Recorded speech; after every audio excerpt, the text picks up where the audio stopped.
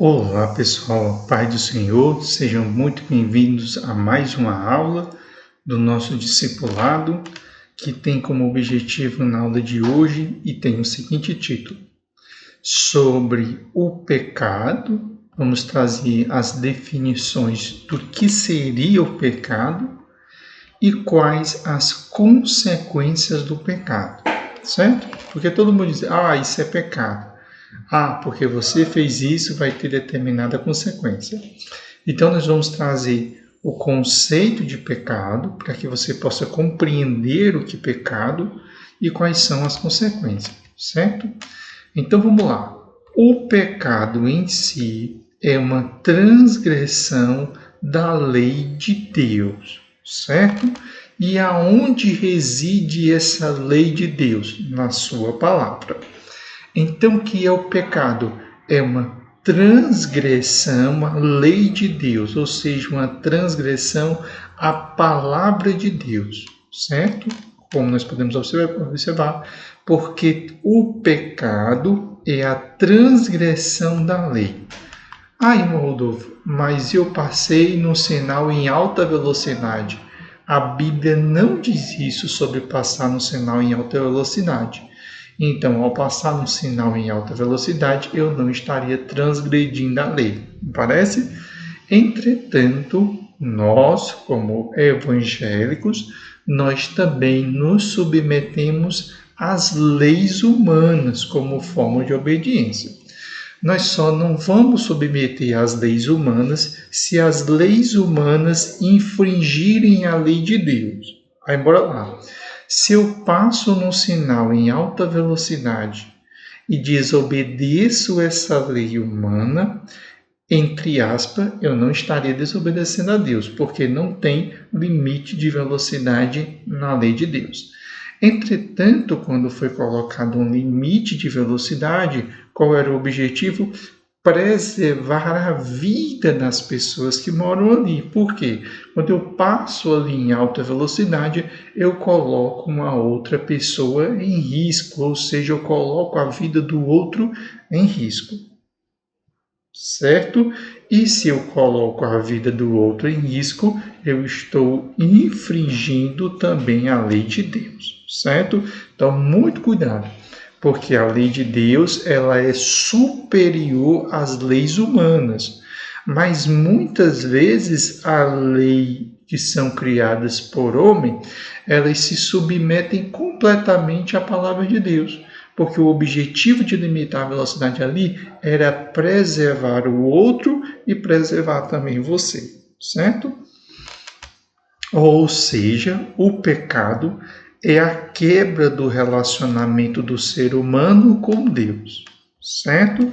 Do mesmo jeito que você infringe uma lei, é uma quebra de pacto, uma quebra de relacionamento com uma comunidade, quando você infringe a lei, também quando você peca, você está infringindo o seu relacionamento com Deus, certo? Vamos lá.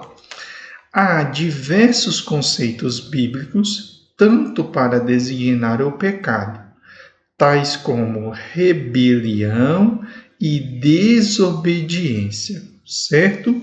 Então, rebelião e desobediência são alguns elementos que estão relacionados ao pecado.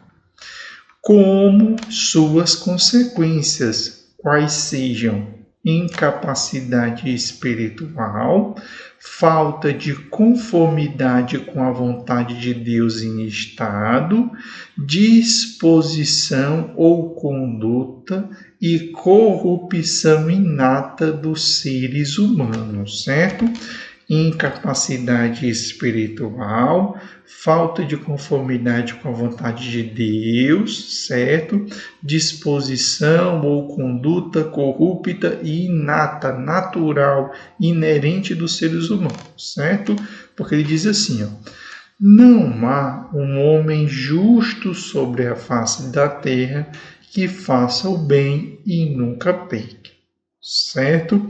Então, tem homens que passaram pela face da terra, que nós admiramos, eles são tidos como justos, mas a justiça deles é em Cristo, porque nenhum homem ele é 100% justo, certo?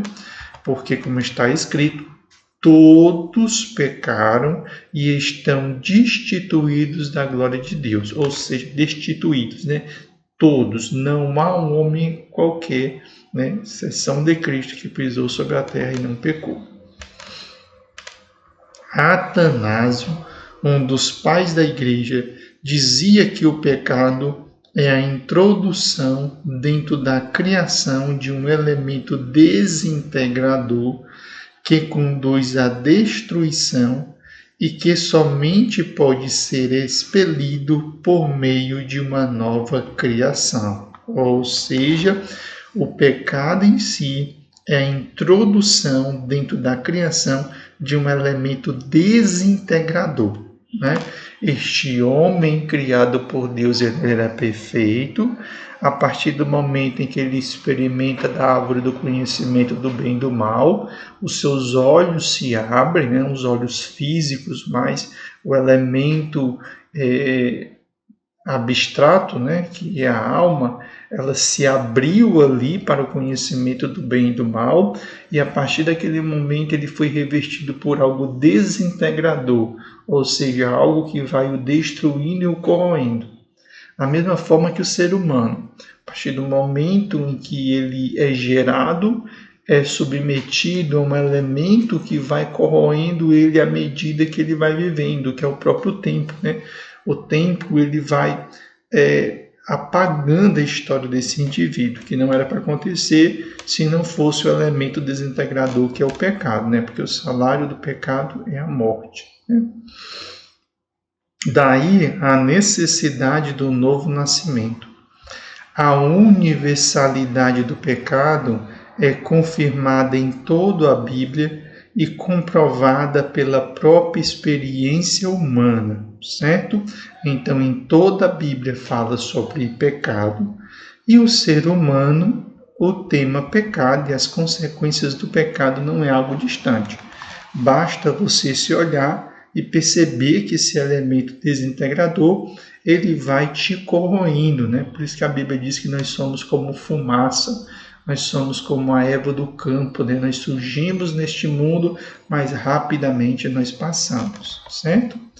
Vamos lá para os nomes, né? São dois os termos genéricos para o pecado. Um deles aparece em hebraico no Antigo Testamento, é o substantivo chamado de chatá.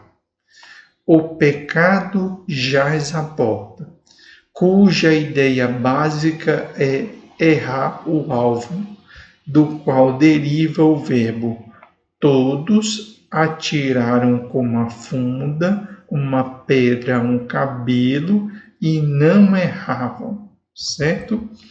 E errar o alvo quem é precipitado. Provérbios capítulo 19, versículo 12.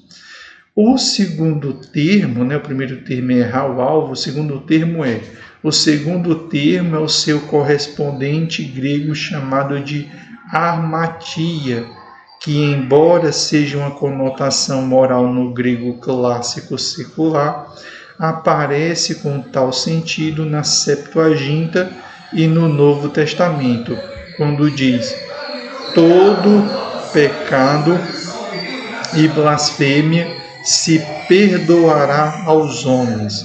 Ou seja, o pecador erra o alvo ou o objetivo da vida que Deus coloca diante dele, certo? Há ainda inúmeras outras palavras que expressam o pecado, como nós podemos utilizar transgressão, impiedade, maldade, perversidade, engano, sedução, iniquidade, injustiça e incredulidade. Então, o primeiro é errar o alvo, que é o chatá, né? Que é justamente o segundo, e depois vem um segundo, né? Que é o armartia, né? Que embora seja uma conotação moral no grego clássico, aparece com tal sentido, né? Quando todos pecado e blasfêmia se perdoará o homem, né? Ou seja, o pecador erra o alvo ou o objetivo da vida dele, né? Quando ele peca, ele está errando o alvo, ou seja, ele está errando o objetivo, o propósito da vida que ele possui. Quais são as origens do pecado? As origens do pecado, mesmo que você, né, tenha nascido num lar não evangélico, você conhece, certo? Então, o pecado já existia mesmo antes da criação de Adão e Eva, certo? Então, o pecado não passou a existir com Adão e Eva. Isso é muito importante, porque muitos acham que a raiz do pecado, a raiz da desobediência, está em Adão e Eva, certo? Então, vamos lá. Originou-se no coração de um querubim ungido, que era Lúcifer, que juntamente com um grupo de anjos, como nós vimos na aula anterior, rebelou-se contra Deus, razão pela qual os insurgentes, ou seja, que se juntaram a Satanás, foram expulsos do céu, ele e cerca de 1/3 dos anjos. O querubim ungido tornou-se Satanás, antes ele era Lúcifer, que quer dizer inimigo, sendo também denominado diabo, que significa caluniador, certo? Então, Satanás é inimigo, diabo é sinônimo de caluniador, certo? Ou seja, características diferentes deste ser. Quanto aos anjos que se rebelaram, eles tornaram-se demônios. Está aqui a origem dos demônios. Os demônios não foram criados por Deus. Os demônios são 1/3 dos anjos que foram expulsos do céu, ou seja, que se insurgiram contra Deus. E entendemos que a primeira manifestação do pecado acontece na esfera angelical. Por quê? Porque se pecado é errar o alvo, é perder o objetivo, né? Então Satanás, ele estabelece esse primeiro momento. O pecado não é causado por Deus, como o próprio nome diz. Ninguém, ao ser tentado, diga, sou tentado por Deus, porque Deus não pode ser tentado pelo mal, e Ele mesmo a ninguém tenta, certo? Então, Deus não tenta ninguém. Tiago, capítulo 1, versículo 3. Porque a raiz do tentador está em quem? Em Lúcifer, em Satanás, no diabo. Deus está longe de toda impiedade e justiça, como nós podemos observar. Longe de Deus a impiedade e de Todo-Poderoso e do Todo-Poderoso a perversidade. Jó, capítulo 34, versículo 10. E não há nele injustiça, porque a justiça está no filho da desobediência, né? Ou seja, está no próximo diabo. As pessoas são tentadas de que forma, né? Quando é que o ser humano ele é tentado? Olha como é interessante. Quando atraídas e enganadas pela própria cobiça, que foi o que aconteceu com Lúcifer, né? Lúcifer, o que aconteceu com ele? Ele permitiu ser tentado, atraído, enganado, ou seja, foi envolvido por sua própria cobiça de desejar ser igual a Deus. A mesma coisa acontece com o homem, né?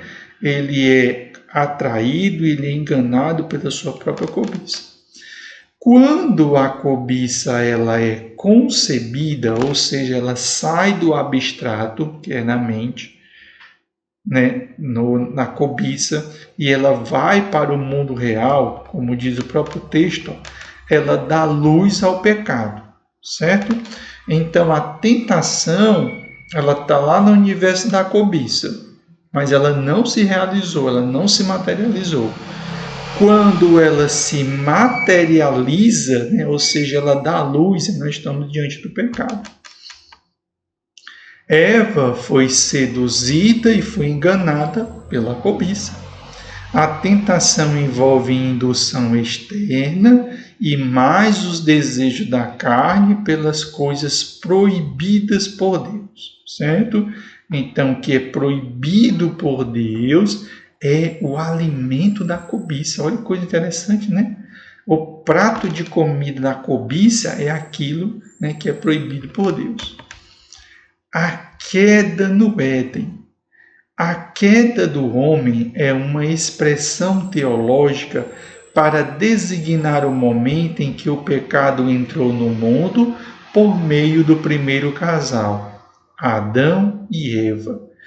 Pelo que, como por um homem entrou o pecado no mundo. Romanos, capítulo 5, versículo 12. Os dois foram criados em total inocência e não conheciam o mal antes de desobedecerem a Deus. Foi dada a Adão a ordem de não comer da árvore do conhecimento do bem e do mal, como nós podemos ver em Gênesis, capítulo 2, versículo 17, que diz assim, ó, porque no dia em que delas comeres, certamente morrerás. Ele, contudo, podia comer livremente de toda a árvore do jardim.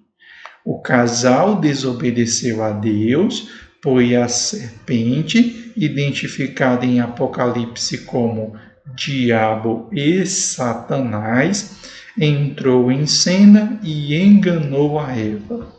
E foi assim que a humanidade conheceu experimentalmente o mal.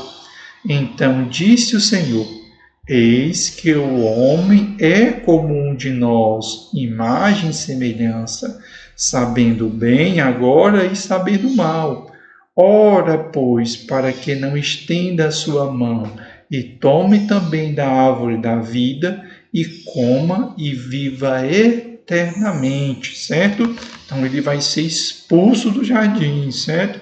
Porque agora ele tem conhecimento do bem e do mal e ele não pode mais ser eterno, porque agora ele tem como consequência sobre o seu corpo o pecado e o salário do pecado é a morte. O pecado original. Adão não foi criado impecável, nem pecaminoso, mas sim perfeito. Deus fez ao homem reto, mas ele buscou muitas invenções. Eclesiastes capítulo 7, versículo 29. Ou seja, Adão não era impecável e Adão não era pecaminoso. Ele era perfeito, mas ele não era impecável e ele não era pecaminoso.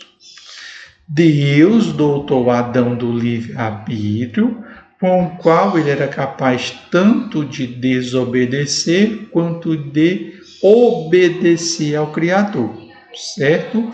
Ele escolheu desobedecer a Deus e a sua queda arruinou toda a humanidade, distanciando-se de Deus ou distanciando-a de Deus, porque todos pecaram, toda a descendência de Adão pecou, e destituídos estão da glória de Deus. Romanos capítulo 2, versículo 23. Romanos capítulo 3, versículo 23. A iniquidade de Adão, a qual chamamos de pecado original, porque lá estava a raiz, contaminou toda a raça humana.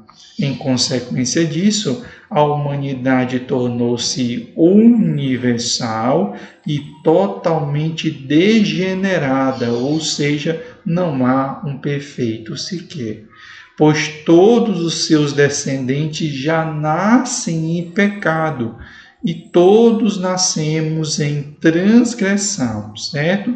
Diferente de Adão, que nasceu em perfeição.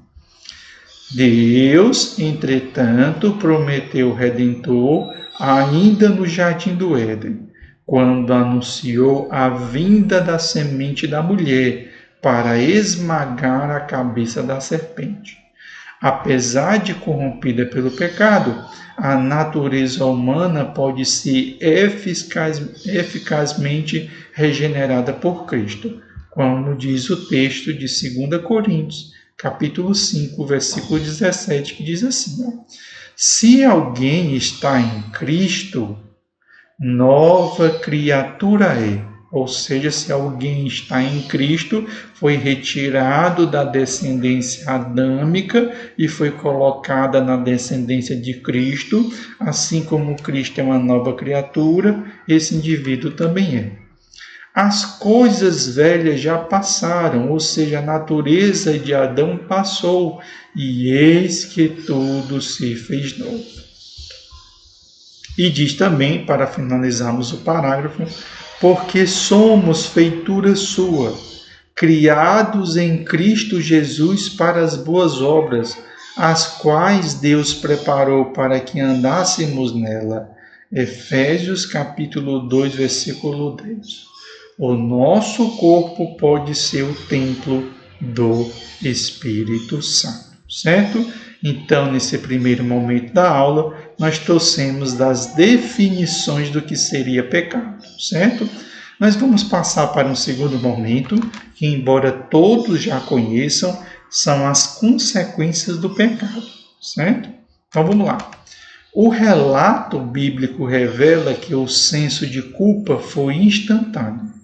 Adão e Eva morreram espiritualmente no mesmo momento em que comeram o fruto proibido, pois a comunhão com Deus foi interrompida de imediato, porque aquele ser criado por Deus, ele era perfeito, mas não era impecável, porque ele era dotado de uma coisa chamada de livre-arbítrio.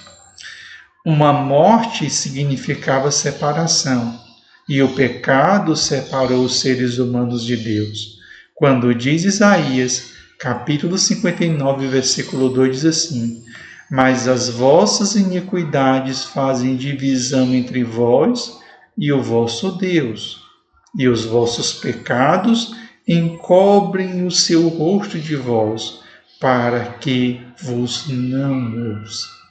Os olhos do casal foram abertos, e logo ambos perceberam que estavam nus, tendo conhecido agora pessoalmente o mal, procuraram esconder-se da presença de Deus, porque agora sentiram uma coisa chamada de medo, que era algo que eles não sentiam. O juízo divino veio sobre a serpente, veio sobre a mulher e sobre o homem, e toda a raça humana e a própria natureza sofreram as consequências funestas do primeiro pecado humano, seguido do justo juízo pronunciado por Deus. Pois um Deus santo tinha de julgar a desobediência agora de suas criaturas, mesmo que ele já houvesse prometido o seu Filho para resgatar este mundo. Próximo item: a corrupção total do gênero humano. A queda no Éden arruinou toda a humanidade tão profundamente que transmitiu a todos os seres humanos a tendência ou inclinação para o pecado, ou seja, não nasceu mais um perfeito sequer. Não somente isso contaminou toda a humanidade, não há um justo sequer. Romanos capítulo 3, versículo 10. Todos pecaram novamente e estão destituídos da glória de Deus. A natureza moral deste homem foi corrompida, e o coração humano agora se tornou-se enganoso e perverso. Todas as pessoas estão mortas em ofensas e pecados, e agora elas são inimigas de Deus e escravas do pecado. A corrupção do gênero humano atingiu o homem em toda a sua composição, no corpo, que é o elemento material, e na alma e no espírito, que são elementos que são imateriais, ou seja, são espirituais. Conforme lemos em Isaías, toda a cabeça está enferma e todo o coração fraco, desde a planta do pé até a cabeça, não há nele uma coisa sã. Isso prejudicou todas as suas faculdades, quais sejam, ou seja, não há nenhum elemento nessa composição humana que não tenha sido afetado pelo pecado. O seu intelecto agora não é mais perfeito, suas emoções, sua vontade, sua consciência, sua razão, sua liberdade, é tudo agora perpassado pelo elemento desintegrador chamado de pecado. Portanto, o homem por si mesmo não consegue mais voltar-se para Deus sem o auxílio da graça humana, porque como é que o imperfeito vai se virar para o perfeito, né? Apesar de tudo, a imagem de Deus no homem não foi aniquilada. Foi, no entanto, desfigurada a tal ponto que a sua restauração só é possível em Cristo. Jesus reconheceu algumas qualidades no moço rico e até mesmo nos fariseus. Todos nós conhecemos descrentes que são pessoas de bens, honestas, de bom caráter e religiosos, como o centurião de Cafarnaum, ainda que o bem social que elas praticam leve a marca da contaminação e do pecado. Último item que gera muita dúvida: a situação dos recém-nascidos e das crianças, que muitos têm dúvida, como eles são inocentes, será que eles já têm pecado? Vamos lá. Até os bebês recém-nascidos e as demais crianças que ainda não conhecem experimentalmente o pecado, já possuem a sua natureza pecaminosa. Por quê? Porque elas foram geradas em pecado. Quem foi gerado em perfeição, somente Adão. O Senhor Jesus, porém, quando se referiu à situação das crianças, afirmou que das tais é o reino de Deus. Deixai os pequeninos e não estorvei-te a mim, porque dos tais é o reino dos céus. Em relação à responsabilidade pessoal, considerando que algumas crianças desenvolvem-se num aspecto moral mais cedo que outros e que a Bíblia não define para isso uma idade, não é possível atribuir-lhes culpas até que elas façam bem ou mal conscientemente. Entendemos que a obra da redenção realizada pelo Senhor Jesus em favor de todas as pessoas proveu salvação aos que vierem a falecer ainda na tenra idade, ou seja, a sua mente ainda não tem discernimento do que é certo e o que é errado, porque dos tais é o reino de Deus. Marcos, capítulo 10, versículo 14. Entendemos com base nessas palavras que as crianças não serão condenadas e nem estarão perdidas caso morram antes de terem condições morais e intelectuais de poderem responder conscientemente ao dom gratuito de Deus. Romanos, capítulo 6, versículo 23. O Senhor Jesus apresentou as crianças como exemplo de quem herda o reino de Deus, ou seja, inocentes, contanto que elas não saibam diferenciar o que é o pecado. A relação do pecado de Adão com a pecaminosidade humana. O pecado original, no sentido estrito da palavra, diz respeito à primeira transgressão do ser humano à lei de Deus, e é, no entanto, usado geralmente para designar a pecaminosidade universal e hereditária do gênero humano desde a queda de Adão.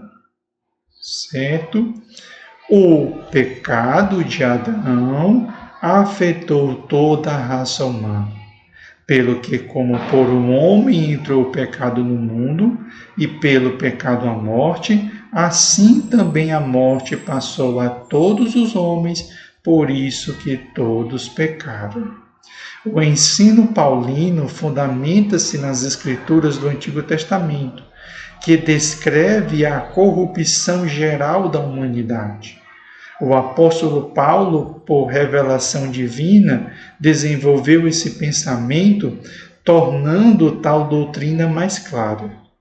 Seu ensino é de que a morte originou-se na raça humana por causa do pecado de Adão. No dia em que delas comeres, certamente morrerás. Gênesis capítulo 2, versículo 17.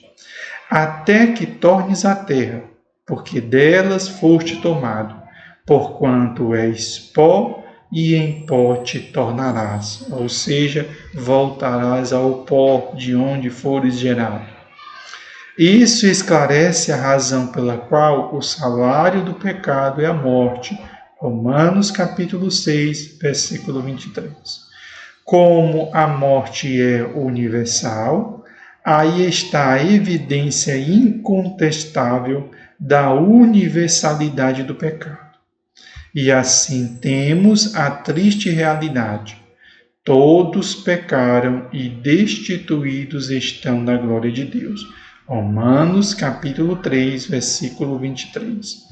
Quando, porém, somos advertidos de que a morte é consequência do pecado, o apóstolo imediatamente apresenta a tranquilizadora mensagem. Mas o dom gratuito de Deus é a vida eterna. Por Cristo Jesus, nosso Senhor. Romanos capítulo 6, versículo 23. Certo? Já chegando no finalzinho da nossa aula, nós vamos para uma das consequências mais duras, que é a morte. A morte é uma das consequências primárias do pecado, sua punição e seu castigo. É o imediato e é o fim, né? A consequência do pecado é a morte, e ela permeia toda a vida do indivíduo. Ah, mas eu não morri imediatamente, mas você está no processo de morte. Por isso que o ser humano vai envelhecendo ao longo do tempo, né? Ele não vai ficando mais jovial, né? Ele vai sendo consumido. Seus dentes não são mais o mesmo, sua pele não é mais a mesma, seu rim não é mais o mesmo, seu pulmão não é mais o mesmo. Você está no processo de desintegração, dependente da fase da vida. Por essa razão, o mundo inteiro tem de experimentar esse terrível golpe. Aos homens está ordenado morrerem uma vez, vindo depois disso o juízo, ou seja, não cabe ao homem reencarnação, voltar de novo. Esse é o resultado do pecado original de Adão. O ser humano não foi destinado para a morte, mas para a vida. Adão não teria morrido se tivesse vencido a tentação. A morte espiritual é o atual estado do pecador sem Cristo, como diz Efésios capítulo 2, versículo 1. E vos vivificou, estando vós mortos em ofensas e em pecado. Quem recebe a Jesus como seu Salvador pessoal, passa da morte para a vida. Como diz João, capítulo 5, versículo 24, que diz assim: quem ouve a minha palavra, ouvir não é suficiente, e crê naquele que me enviou, então precisa ouvir e crer, tem a vida eterna, e não entrará em condenação, mas passará desta morte adâmica para a vida em Cristo.